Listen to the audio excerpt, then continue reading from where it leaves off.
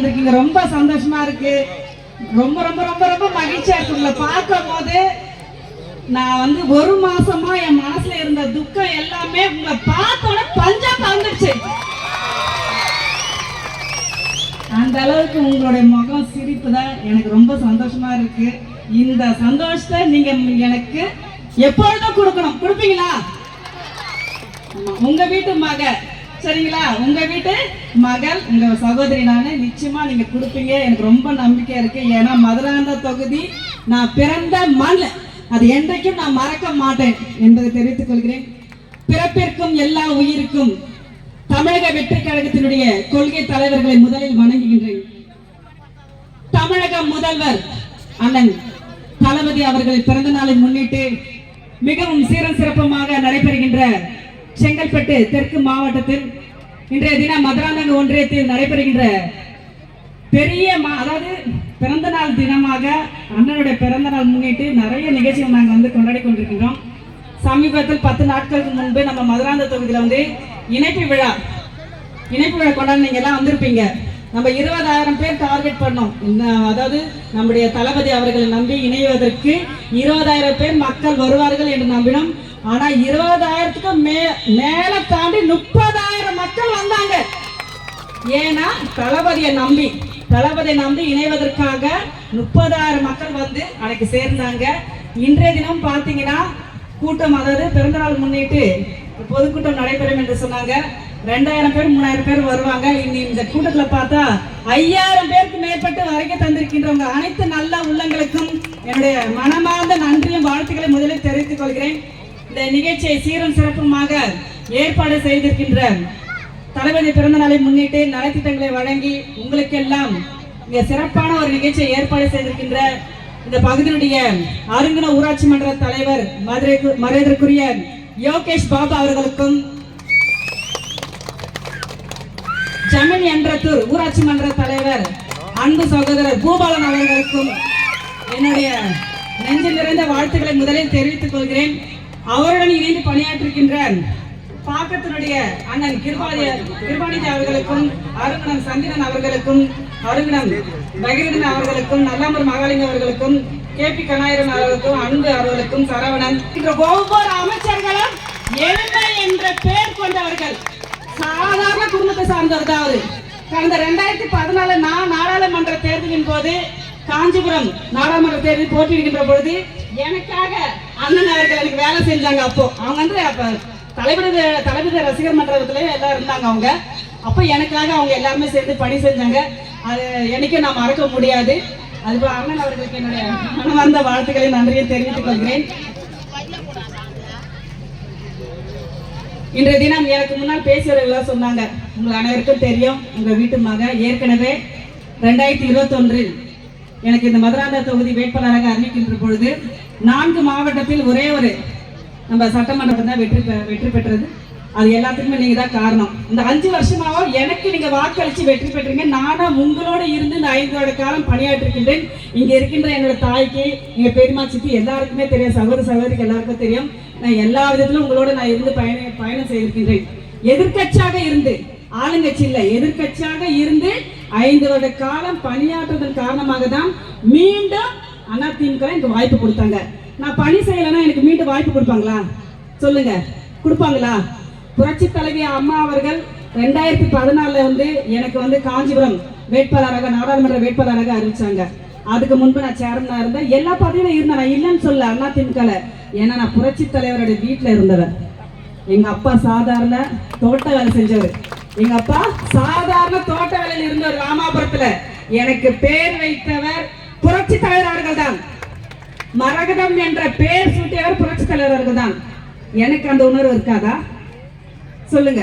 இன்னைக்கு பேசுறாங்களே அதிமுக வெளியே போயிட்டாங்க துரோகி. எனக்கு இல்லாத உணர்வு, எனக்கு இல்லாத எதுவுமே இல்லாததான் நாங்க வெளியே வந்துட்டோமா? சொல்லுங்க. நான் தலைவர் வீட்டு உப்ப சாப்பிட்டேன். எனக்கு எவ்வளவு இருக்கும்? என்னோட மன வலிமை, என்னோட மன வலி அந்த அளவுக்கு இருந்ததுனால தான் நான் வெளியே வந்தேன். 2வது முறை எனக்கு வாய்ப்பு கொடுத்தீங்கன்னா அதிமுக இங்க போலீஸ் ரிப்போர்ட் போச்சு. இங்க மதுராந்த தொகுதியில இவங்க மராத குமரர்களுக்கு கொடுத்தா மட்டும்தான் வெற்றி பெறுவாங்க என்று உங்களுக்கு ரிப்போர்ட் போனதுனால எனக்கு மீண்டும் வாய்ப்பு கொடுத்தீங்க. நான் இல்லைன்னு சொல்ல, ஏன்னா நான் உழைத்த உழைப்பு இரவு பகல் பாராம. என்னோட வீடு திருப்பூர்ல இருக்கு. திருப்பூர் தையூர் தான் என்னுடைய வீடு. அங்க கூட நான் இல்லாம 5 வருஷமாக இங்க வாடகை எடுத்து நான் இங்கதான் இருக்கேன். என் மகளை கூட நான் பார்க்காம, கணவரை கூட நான் பார்க்காம உங்களோட தான் நான் இருந்தேன் 5 வருஷம். எல்லாத்துக்கும் வந்திருப்பேன், நீங்க பார்த்துருப்பீங்க. நல்லது கேட்டு எல்லாத்துக்கும் வந்திருப்பேன். எல்லா நிகழ்ச்சிக்கும் நான் கலந்துருப்பேன். என்னை யார் தேடி வந்தாங்களோ அவங்கள நான் முகம் சொல்லிக்காம நான் எல்லாருமே நான் வரவேற்பு நான் அணைச்சிருக்கேன். நான் எல்லாருமே அந்த அளவிற்கு தான் நான் உங்களோட நான் பணியாற்றிருக்கேன். அதனால தான் எனக்கு மீண்டும் அதிமுக வாய்ப்பு கொடுத்தாங்க. என் மீது நம்பிக்கை வைத்து எனக்காக ஒவ்வொரு முறையும் நான் தேர்தல் நேரத்தில் அந்த பிரச்சாரத்தின் போது ஒவ்வொரு நாளும் உங்களிடத்துல வாக்குகளை சேகரிக்கின்ற பொழுது நீங்க நிறைய கேள்வியெல்லாம் கேட்டீங்க. கடந்த முறை உங்களுக்கு கேள்வினா அது கோபமெல்லாம் நீங்க கேட்கல, பாசத்தோட கேட்டீங்க. அம்மா உனக்கு தானம்மா நாங்கள் ஓட்டு போட்டோம், நீங்க இதெல்லாம் செய்யலையம்மா எனக்கு அப்படின்னு நீங்க இதுக்கு என்னை நிறைய பேர் கேட்டீங்க. நான் என்ன சொன்னேன், இல்லம்மா நான் எதிர்கட்சியில இருந்து 5 வருஷமா என்னால செய்ய முடியல, என்னால முடிஞ்ச அளவுக்கு என்னுடைய சட்டமன்ற நிதியில இருந்து நான் செய்து கொடுத்துருக்கேன். இந்த முறை ஆளுங்கட்சியா நாங்க வந்துடும், நிச்சயமா நாங்க செய்து தரோம். ஆனா நான் யாரை எதிர்த்து அரசியல் செய்தேன்? திமுக எதிர்த்து தானே உங்ககிட்ட ஓட்டு கேட்டேன். தமிழக வெற்றி கழகத்தை எதிர்த்து நான் என்னைக்காவது ஒரு நாளாவது ஓட்டு கேட்டேனா? சொல்லுங்க. நான் யாரை எதிர்த்தேன்? என்னோட எதிரி யாரு? அதிமுக பொறுத்த வரைக்கும் எதிரி திமுக தான். திமுக எதிரி யாரு? அதிமுக தானே. இதுதானே அரசியல் வரலாறு. இத்தனை வருஷமா இதானே நடந்துட்டு இருந்தது. நான் ஒவ்வொரு இடத்துல திமுக எதிர்த்து தான் நான் உங்களை ஓட்டு கேட்டேன். எனக்கு வாக்களிங்க. இந்த முறை ஆளுங்கட்சி வந்தாக்கா உங்க வீட்டு மகன் உங்க சகோதரி எல்லாத்தையும் நான் செஞ்சு தருவேன். என் மேல நம்பிக்கை வச்சு செய்யுங்க. இந்த வார்த்தையை நான் பிரச்சாரத்துல எல்லா இடத்துலையும் நான் பேசணுமா இல்லையாம்மா? சொல்லுங்க. நான் பேசணுமா இல்லையா? எனக்கு வாக்களிச்சு வெற்றி பெற வச்சுங்க. ஏன்னா என் மேல நம்பிக்கை வச்சு வாக்களிச்சு வெற்றி பெற வச்சுங்க. ரிசல்ட் வந்துச்சு மே 4ஆம் தேதி. ரிசல்ட் வந்த பிறகு 2 நாளா அங்க தலைமையில ஒரே பிரச்சனை ஓடிட்டு இருக்கு. என்ன பிரச்சனைனா, இங்க தமிழக வெற்றி கழகம் தனி பெரும்பான்மையோட 108 தொகுதி வெற்றி பெற்றாங்க. அது மக்கள் கொடுத்த தீர்ப்பு. ஆனா இங்க எடப்பாடி என்ன நினைக்கிறாருன்னா, இங்க 47 தொகுதி தான் வெற்றி பெற்றிருக்கோம் அதிமுக. திமுகவோ அதிமுகவோ சேர்ந்து ஆட்சி அமைக்க வேண்டும் என்ற நிலையை எடுத்தது யாரு? நீங்க எடுக்கலன்னா நாங்க பாட்டு இருந்திருப்போம்ல. நீங்க அன்னைக்கு ஏன் எடுத்தீங்க? நம்மளுக்கு யார் எதிரி? திமுக தானே எதிரி.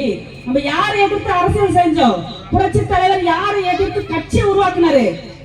எல்லாருக்கும் தெரியும். இந்த நாட்டு மக்களுக்கு எல்லாருக்குமே தெரியும். புரட்சி தலைவர் திமுகவை எதிர்த்து தான் கட்சி கொண்டு வந்தாரு. புரட்சி தலைவர் அவர்களுக்கு பிறகு புரட்சி தலைவர் அம்மா அவர்கள் ஒரு இரும்பு பெண்மணியாக எவ்வளவு கஷ்டங்களை கொடுத்தாங்க. அதே சட்டமன்றத்தில் ஒரு பெண் என்று பாராமல் புரட்சி தலைவர் அம்மா அவர்கள் முடி இழுத்து புடவை இழுத்து அவ்வளவு அசிங்கப்படுத்தினாங்க திமுக காரங்க. அவங்க கூட சேர்ந்து நம்ம ஆட்சி அமைக்கிறதுக்கு எப்படி நினைச்சாங்க? சொல்லுங்கம்மா. நான் இருக்க இந்த இடத்துல எல்லாரும் இங்க இருக்கீங்க. நீங்களும் என்ன போல ஒரு பெண் தானே. அப்போ உங்களுக்கு அது தெரியுதா இல்லைங்களா? உங்களுக்கு அந்த உணர்ச்சி புரியுதுங்களா? நான் எதுக்காக வெளியே வந்தேன்றது புரியுதுங்களா? இதுதான் காரணம். எனக்கு அங்க பயணிக்க விருப்பம் இல்லை. அதனாலதான் ஒரு தரப்பு தமிழக வெற்றி கழகத்துக்கு அதிமுக இருந்து கொண்டு நம்ம ஆதரவு கொடுத்தால் தமிழகத்தில் நம்ம கடந்த முறை எதிர்கட்சியில இருந்தோம், மக்களுக்கு எதாவது செய்ய முடியல. அதனால இந்த முறை அவங்களுக்கு ஆதரவு தான், நம்ம போய் சேர போறது இல்லை. ஆதரவு கொடுத்தா அவங்களோட இருந்து பயணிக்கலாம், மக்களுக்கும் நம்ம பல்வேறு கோரிக்கைகளை நிறைவேற்றி கொடுக்கலாம் என்ற ஒரே எண்ணத்தோட தான் 30 பேர் எம்எல்ஏ போய் நாங்கள் கையெழுத்து போட்டோம். 30 பேர் ஏன் கையெழுத்து போடணும்? போடாத இருந்திருக்கலாம்ல. அந்த 30 பேர் கையெழுத்து போட்டதுக்கு அன்றைக்கே நாங்க என்னைக்கு கையெழுத்து போட்டோமோ அன்னைக்கு மாலை 5 மணிக்கு இங்க இருக்கிற செங்கல்பட்டு கிழக்கு மாவட்டம் அதிமுக இருக்கின்ற ஆறுமுகமும் தனபாலும் சேர்ந்து சமூக வலைத்தளங்களில் ஏடிஎம்கே அதிமுகவுடைய சமூக வலைத்தளங்களில் ஒரு பெண் என்று பாராமல் என்னை கொச்சப்படுத்தி ஒரு இழிவுபடுத்தி எந்த அளவுக்கு முடியுமோ தலைக்குறைவாக போடுறாங்க. நான் கேட்கிறேன், அவங்க வீட்லயும் அவங்க மனைவி இருக்காங்க, அவங்க பொண்ணு இருக்காங்க, அவங்க மருமகளா இருக்காங்க, அவங்க போடுவாங்களா? நான் அப்ப 20 வருஷமா அரசு பதவியில இருந்தவர், ஒரு கவுன்சிலரா இருந்திருக்க, சேர்மனா இருந்திருக்க, நாடாளுமன்ற உறுப்பினரா இருந்திருக்க, எம்எல்ஏ இருந்திருக்க, சட்டமன்ற உறுப்பினர், மீண்டும் என்ன சட்டமன்ற உறுப்பினர் தேர்ந்தெடுத்திருக்கீங்க. அப்போ ஒரு பெண் என்று பரவல. நான் என்ன சொல்றேன், பதவியில நான் அரசு, அதாவது நான் அரசியல் இருக்கிறதுனால பேசல, ஒரு சாதாரண ஒரு பெண்ணை கூட இழிவுபடுத்தி பேசுறதற்கு அவங்களுக்கு என்ன அதிகாரம் இருக்கு? அதிகாரம் இருக்கா ஒரு பெண்ணை பத்தி பேசுவதற்கு? சொல்லுங்க. நானும் உங்க வீட்டு மக தானே, உங்க சகோதரி தானே. நான் என்னை பத்தி அவ்வளவு கேவலப்படுத்தி சமூக வலைத்தளங்கள் போடுறாங்க. அந்த வார்த்தையை நான் சொல்லட்டுமா? ஓடுகாலின் என்ற வார்த்தையை சொல்றாங்க. என் மனசு எவ்வளவு வலிக்கும் நீங்களே சொல்லுங்க. எனக்கு எவ்வளவுமா வலிக்கும்? 20 நாள் ஆச்சு நான் சாப்பிட்டு தூங்கி. அந்த வார்த்தை என்னால் தாங்க முடியல. தன்னோட மனைவியை பத்தி போடுவாங்க, தன்னுடைய மகளை பத்தி போடுவாங்க, மருமகளை பத்தி போடுவாங்க. அதே அந்த ஆறுமுகத்துக்கு மருமகள் இருக்காங்க, மனைவி இருக்காங்க.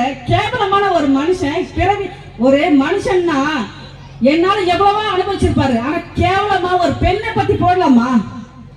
சொல்லுங்க. அவ்வளவு கொச்சைப்பட்டு, அது மட்டும் இல்ல, எவ்வளவு தலைமுறைగా ஒரு போட்டோவெல்லாம் போட்டு மாப்பிங் பண்ணி அசிங்கப்படுத்தி, இதுக்கு அப்புறம் நான் எப்படி இந்த அதிமுக பயணம் செய்ய முடியும்? என் நிலைமையில நீங்க இருந்தீங்கன்னா என்ன முடிவு எடுப்பீங்க? நீங்களே சொல்லுங்க. நான் அதுல இருக்கணுமா இருக்க கூடாது? நீங்களே சொல்லுங்க. சொல்லுங்க, சத்தமா சொல்லுங்க. இருக்க சத்தமா சொல்லுங்க, எனக்கு கேட்கல. இதுதான் என் மன உளைச்சலுக்கு காரணமானது அதிமுக காரங்க தான். இன்னைக்கு நான் அடிச்சு சொல்ல, நானு எனக்கு நான் இன்னைக்கு தமிழக வெற்றி கழகத்தை நம்பி ஏன் போனேன்னா, புரட்சி தலைவரோட முகமாக அண்ணன் தளபதி அவர்களை நான் பார்க்கின்றேன். அதனாலதான் நான் நம்பி தமிழக வெற்றி கழகத்துக்கு நான் போனேன். நிச்சயமாக அவருடைய சகோதரியாக என்னை பார்ப்பாரு. தமிழ்நாட்டு மக்களை எப்படி தாயாக ஒரு சகோதரியாக பார்க்கின்றாரு. நிச்சயமாக எனக்கும் அவர் அரவணைப்பார் என்றுதான் நான் அவரை தேடி அவரை போய் பார்த்தேன். நான் இத்தனை வருஷ காலமாக அதிமுக இருந்து என்னங்க இப்ப என்ன கடைசியா அசிங்கப்படுத்தினா நீங்க மிச்சம். புரட்சி தலைவர் அம்மா அவர்கள் கண்ணீரோட போனாங்க. கண்ணீரோட தான் போனாங்க. அம்மா அவர்கள் இறக்கின்ற பொழுது தேர்தல் நேரத்தின் போது சொன்னாங்க, அந்த அம்மா இறக்கிறதுக்கு 1 மாதத்துக்கு முன்பு சொன்னாங்க, எத்தனை எதிரிகள் வந்தாலும் நான் நேருக்கு நேர் நிற்பேன், ஆனா என்னுடைய அதிமுக இருந்து கொண்டு என் முதலில் குத்துகின்றீர்கள் என்று சொன்னாங்க புரட்சி தலைவர் அம்மா அவர்கள். அது போன்றுதான் இங்க இருக்கின்ற அனைத்து இந்திய அண்ணா திராவிட முன்னேற்ற கழகத்தில் ஆறுமுகம் தனபால் இங்க இருக்கின்ற ஒன்றிய செயலாளர் கீதா கார்த்திகன் ஒருத்தர் இருக்காரு. வாயை திறந்து கூட பேச மாட்டாரு. பேசி பார்த்திருக்கீங்களா? சிரிச்சா கூட 1000 ரூபாய் கொடுத்தா கூட சிரிக்க மாட்டாரு. சீரியஸாதான் பார்த்திருக்கீங்களா? அவரை சிரிக்க கூட மாட்டாரு. நீங்க 2 லட்சம் கூட கொடுங்க, சிரிக்க கூட மாட்டாரு. அதான் அவரு. அவங்க மனைவி இருக்காங்க பாரு, நடிகர் திலக சிவாஜி கணேசன் இருந்தாருன்னா நிச்சயமா சொல்றேன், ஐயோ எனக்கு மேல ஒரு நடிகர் திலக இருக்காங்களான்னு அவரே மெய் மறந்துடுவாரு. அந்த அளவுக்கு ஒரு நடிகர் திலக இருக்காங்க கீதா கார்த்திகேயன். நீங்க பச்சை துரோகி. என்ன சொல்றீங்க துரோகின்ட்டு? இன்னைக்கு நீ சேர்மனா உட்கார்ந்து இருக்கிய, யாரு உன்னை உட்கார வச்சது? இன்னைக்கு சட்டமன்ற உறுப்பினராக நான் வெற்றி பெற்ற காரணமா தான் இன்னொரு சேர்மன் பதவியில் நான் உட்கார வச்சேன். என்னோட உழைப்பு நான் கொடுத்துருக்கேன். ஆனா நீ என்ன பண்ற? உன் ஊருக்கு நான் வரக்கூடாதான். எல்லா ஊருக்கும் எல்லாம் வரலாம் இல்லம்மா. உங்க ஊருக்கு வரக்கு நான் எனக்கு உரிமை இல்லையா? சொல்லுங்க. அந்த அம்மா தளபதியோட பிறந்த நாளுக்கு அங்க இருக்கின்ற தம்பி சரவணன் அவர்கள், சரவணன் யாரும் கிடையாது, கார்த்திகனுடைய சொந்த தம்பி, அவர் ஒரு நிகழ்ச்சி நடத்துறாரு. பங்காளி தளபதி பிறந்த நாளுக்கு நடத்துறாரு நிகழ்ச்சி. அந்த நிகழ்ச்சி நான் வரக்கூடாதுன்ட்டு ஒரு 25 பேர் வச்சு கருப்பு கொடி காட்டுறாங்களாம், வரக்கூடாதுன்ட்டு. நான் மீண்டும் சொல்றேன், முதுகரைக்கு நான் வருவேன், கண்டிப்பா வருவேன். என் மக்கள் நான் பார்க்க வருவேன். எங்க அம்மா இருக்காங்க, எங்க தங்க இருக்காங்க, எங்க சித்தி பெருமா இருக்காங்க, என் சகோதரர்கள் இருக்காங்க. நான் நிச்சயமா அந்த முதுகரைக்கு நிச்சயமா வருவேன். அங்க ஒரு நிகழ்ச்சி நாங்க நடத்துவோம். தமிழக வெற்றி கழக சார்பாக, தளபதி சார்பாக நிகழ்ச்சி நாங்க நடத்துவோம். நீ எத்தனை நாளைக்கு கருப்பு கொடி காட்டுவ? நான் நினைச்சேன்னா அன்னைக்கு உன் மேல எஃப்ஐஆர் நான் போட சொல்லியிருப்பேன். யாருக்கு எந்த அதிகாரமும் கிடையாது, யாருக்குமே எந்த அதிகாரமும் கிடையாது. ஒரு கருப்பு கொடி காட்டுறதுக்கு நின்று காட்டுவதற்கு அதிகாரமே கிடையாது. நான் நினைச்சேன்னா அன்னைக்கு உன் மேல ஒரு எஃப்ஐஆர் போட்டிருப்பேன். நான் பழக்க வழக்கத்துல 5 என் கூட இருந்தீங்க ஒரே காரணத்துக்காக, அதிமுக பயணிச்ச ஒரே காரணத்துக்காக நான் உனக்கு பிச்சை போட்டிருக்கேன்.